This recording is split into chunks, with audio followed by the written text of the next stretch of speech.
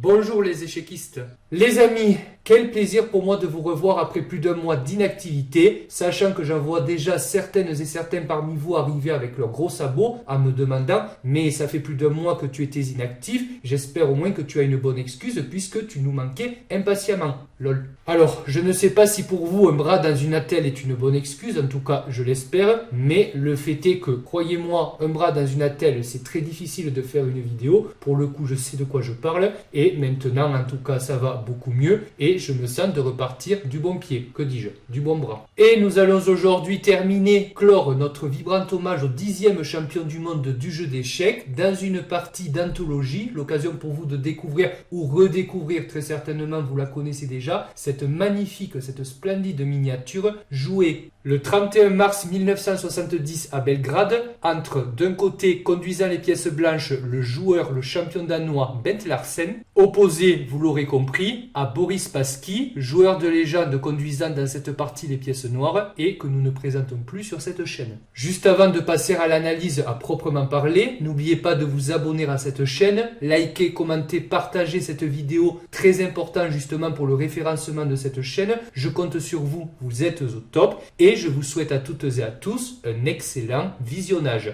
Enjoy! Alors, dans cette partie, Bent Larsen qui est au trait décide de débuter par le premier coup B2, B3, sachant que cette ouverture porte le nom d'ouverture Nimzo Larsen, qui tire son nom d'Aaron Nimzowitsch, autre fameux joueur danois de la première moitié du XXe siècle, et de qui? Eh ben, je vous le dirai pas. Devinez. Je précise que si cette ouverture Nimzo Larsen vous intéresse, vous plaît, j'ai déjà réalisé une vidéo antérieure justement sur cette ouverture qui traite des plans et des grandes idées que vous pouvez retrouver et donc je ne vais pas m'attarder ici sur les grands plans de cette ouverture, sans quoi la vidéo deviendrait peut-être trop longue et indigeste. Donc moi je vais continuer l'analyse et je vous invite à vous référer à la vidéo que je mettrai en lien en description. Spassky a répondu E5, le coup le plus logique dans cette position qui permet de prendre le centre tout en permettant aux fous de cases noires des noirs de s'exprimer ainsi que leurs dames, mais je vous ai illustré avec des flèches toutes les réponses alternatives des noirs au coup B2, B3 des blancs, et vous voyez que les noirs ne manquent pas de ressources. Larsen a continué par fou B2 qui vient attaquer directement le pion E5 et cavalier C6 de la part de Spassky qui vient défendre le pion. Alors ici vous avez deux alternatives déjà, vous avez le coup C4 qui a été joué dans la partie et qui permet de contrôler la case centrale D5 pour empêcher les noirs d'effectuer cette poussée.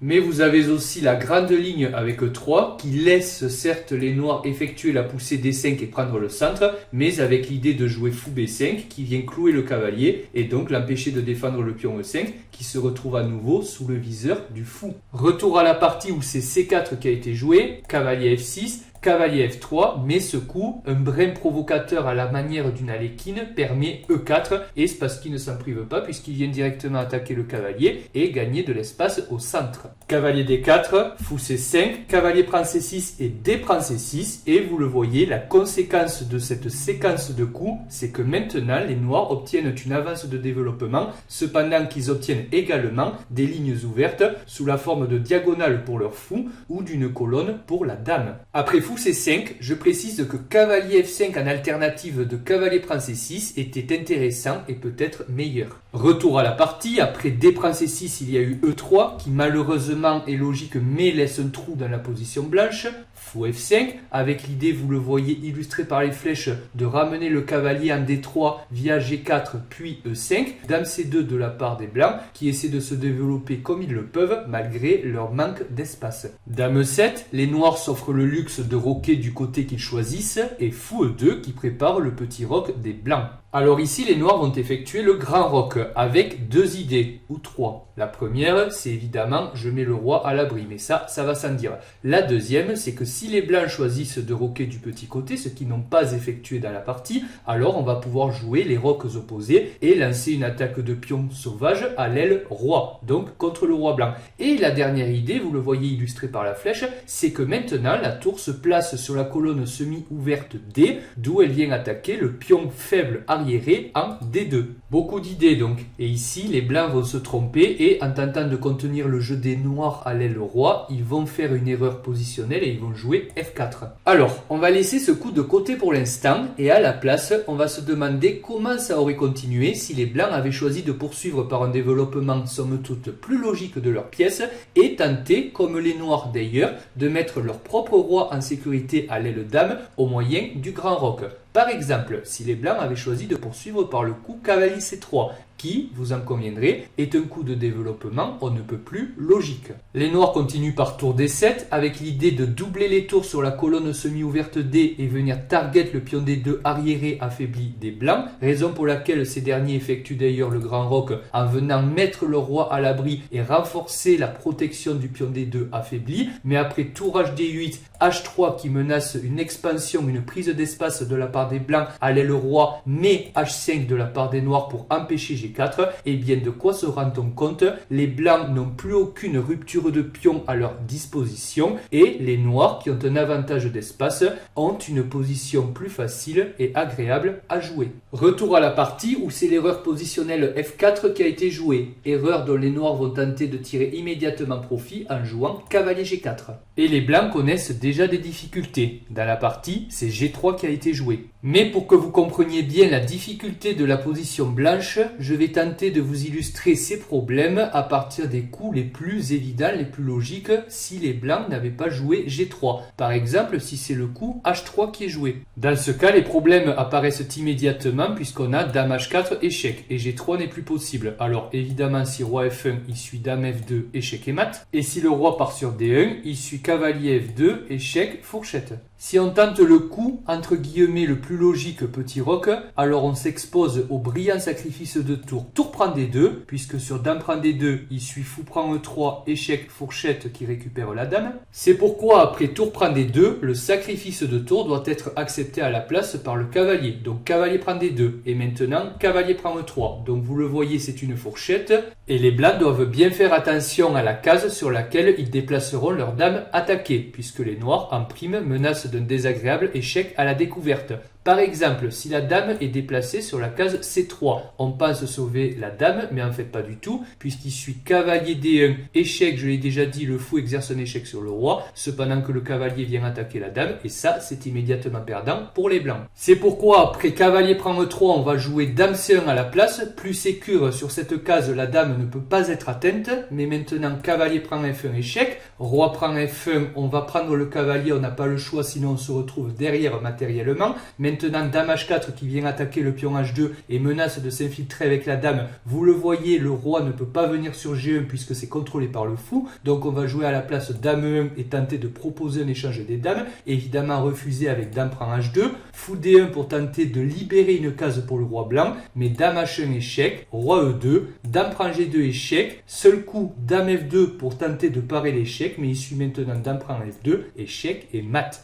Pas mal, non? Enfin, si à la place d'H3 au petit roc, on décide de se développer logiquement par cavalier C3 et préparer le grand roc et donc mettre le roi à l'abri à l'aile dame, alors on se heurte à la même punition. Tour prend D2 qui menace la dame, donc dame prend D2, on accepte le sacrifice, quoi d'autre? Maintenant, fou prend E3 menace la dame qui revient sur C2, fou F2 échec, alors attention, vous le voyez illustré avec les flèches, si le roi blanc vient sur F1 ou sur D1, c'est la même punition avec cavalier E3 échec qui ramasse la dame sur fourchette royale. Donc le roi va venir à la place sur D2, mais maintenant E3 échec qui vient attaquer le roi et en même temps effectuer une découverte sur la dame blanche qui est perdue. Et toutes ces lignes doivent vous montrer à quel point la position blanche après cavalier G4 est déjà critique. Retour à la partie où c'est G3 qui a été joué et Spassky ne se prive pas et immédiatement il joue H5 en tentant de tirer profit du pion G3 et casser la structure de pion des blancs à l'aile roi. Larsen de son côté répond H3 et vient mettre la pression sur le cavalier. Et dans cette position, cher viewer,